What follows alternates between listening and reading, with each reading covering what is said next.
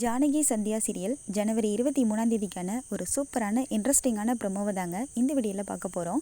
வீடியோக்குள்ளே போகிறதுக்கு முன்னாடி இந்த வீடியோ உங்களுக்கு பிடிச்சிருந்தா லைக் பண்ணிவிட்டு பாருங்கள். இந்த சேனலை சப்ஸ்கிரைப் பண்ணிக்கோங்க. அப்போது தான் அடுத்தடுத்து வீடியோஸ் போகிறதுக்கு எங்களுக்கு கொஞ்சம் இன்ட்ரெஸ்டிங்காக இருக்கும். என்ன நடக்குதுன்னா, நம்ம கார்த்திக் வந்துட்டு திருப்பி உயிரோடு வந்துட்டார். மகாலிங்கம் தான் எல்லாத்தையும் பண்ணாருங்கிற விஷயத்தையும் நம்ம பசுபதிக்கிட்டையும் புவனேஸ்வரிக்கிட்டையும் சொல்லிட்டாரு. அதை கேட்ட பசுபதி பயங்கரமாக கோவப்பட்டு மகாலிங்கத்தை அடி வெளுத்து வாங்கிட்டாங்க.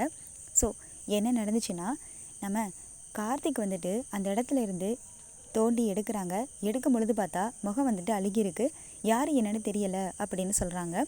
எடுத்தது கார்த்திக்கோட ஷர்ட் போட்டிருந்த ஆள். அதை பார்த்த உடனே பசுபதி இது எங்கள் பையன் போட்டிருந்த சட்டைன்னு சொல்லி அலறாரு. அழுத உடனே இது கார்த்திக் தான் சொல்லிட்டு எல்லாருமே வந்துட்டு கன்ஃபார்ம் பண்ணிடுறாங்க.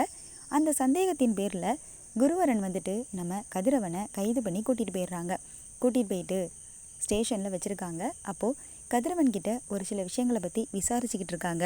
அவர் சொல்கிறாரு, எனக்கு இதுக்கு எந்த சம்மந்தமும் இல்லை, நான் எதுவுமே பண்ணலை அப்படின்னு சொல்கிறாரு. நீ பண்ணாமல் எப்படி உன்னுடைய பர்ஸ் வந்துட்டு அந்த இடத்துக்கு போணுச்சு அப்படின்னு சொல்லி கேட்குறாங்க. அது சத்தியமாக எனக்கு தெரியாது சார் அப்படின்னு கதிர் சொல்கிறாரு. நீ சொல்கிறது எதையும் எங்களால் நம்ப முடியலை. இந்த கேஸில் முக்கியமான சில விஷயங்கள் தெரிகிற வரைக்கும் நீங்கள் தான் இருக்கணும் அப்படின்னு சொல்லிட்டு அங்கே இருக்க வச்சுருக்காங்க.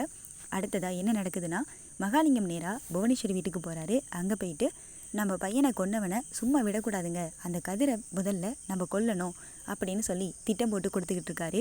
அப்போ பசுபதி சொல்கிறாங்க, ஆமாம் கண்டிப்பாக சும்மா விடக்கூடாது அப்படின்னு சொல்லிட்டு புவனா சொல்கிறாங்க, ஆமாம் கார்த்தியை கொன்னவனை நிச்சயமாக உயிரோட விடக்கூடாது அப்படின்னு சொல்கிறாங்க. உடனே மகாலிங்கத்தை அடிக்கிறாங்க. அடித்த உடனே என்னை அடிக்கிறீங்கன்னு கேட்குறாங்க. நீ தானே கார்த்தியை கொன்ன அந்த கொலைக்காரன் அப்படின்னு சொல்லி கேட்குறாங்க. என்னங்க என் மேலே பழிய போடுறீங்க அப்படின்னு சொல்லி கேட்குறாங்க. ஆமாம் நீ தான் கார்த்திகை கொன்னது, நான் கொன்னேங்கிறதுக்கு என்ன சாட்சி இருக்குது அப்படின்னு அவர் கேட்குறாரு.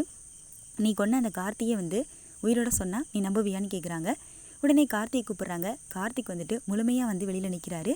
கார்த்திகை பார்த்த உடனே லிங்கம் பயங்கரமாக அதிர்ச்சி ஆகுறாங்க. அப்போ பசுபதி போயிட்டு, டேய் கார்த்தி, நீ உண்மைக்குமே நீ வந்துட்டியாப்பா, இது நிஜம்தானா அப்படின்னு சொல்லிட்டு ஓடி போய் அவங்கள அரவணைச்சி அழ ஆரம்பிக்கிறாங்க. ஆமாண்ணே நிஜம்தான், நம்ம கார்த்திக் வந்துட்டு சாகலண்ணே அப்படின்னு சொல்கிறாங்க. கார்த்தி என்னப்பா இதெல்லாம், இங்கே என்ன நடக்குது அப்படின்னு கேட்குறாங்க. அத்தை சொன்னதெல்லாம் நிஜந்தாப்பா அப்படின்னு சொல்கிறாங்க. அப்போ உடனே நம்ம பசுபதி கிட்ட புவனேஸ்வரி எல்லா விஷயத்தையுமே சொல்லி காமிக்கிறாங்க. என்னம்மா நடந்துச்சு அப்படின்னு பசுபதி கேட்குறாங்க. அண்ணன், ஒரு நாள் கார்த்திக் ரொம்ப நேரமாக வீட்டுக்கு வரல. அப்போனா இவன் எங்கே என்னன்னு பார்க்கறதுக்காக பண்ணை வீட்டுக்கு போனேன். அப்போது அங்கே இவன் யாரோ இவனை அடித்து ரத்த வெள்ளத்தில் கிடந்தான். என்ன ஆச்சுன்னு கேட்டேன். அப்போது இங்கே என்னைய அடித்தது ஜானகி தான், ஆனால் அந்த நேரத்தில் அவன் நல்லா தான் இருந்தான். ஜானகி அடிச்சுட்டு போனதுக்கு பிறகு மகாலிங்கம் தான் வந்துட்டு இந்த மாதிரி கழுத்தில் கால் அடி வச்சு மிதித்து கொல்ல பார்த்துருக்கான். அந்த நேரத்தில் தானே நம்ம கார்த்திக் அரை உயிராக இருந்தான். அப்போ தான் நான் அங்கே போனேன். அங்கே போகும்பொழுது திரும்ப மாயாவும் ஜானகியும் அந்த இடத்துக்கு வந்தாங்க. அப்போது நான் கார்த்திக்கிட்ட சொல்லிவிட்டு மறைஞ்சிருந்து அங்கே என்ன நடக்குது என்னன்னு பார்த்தேன்.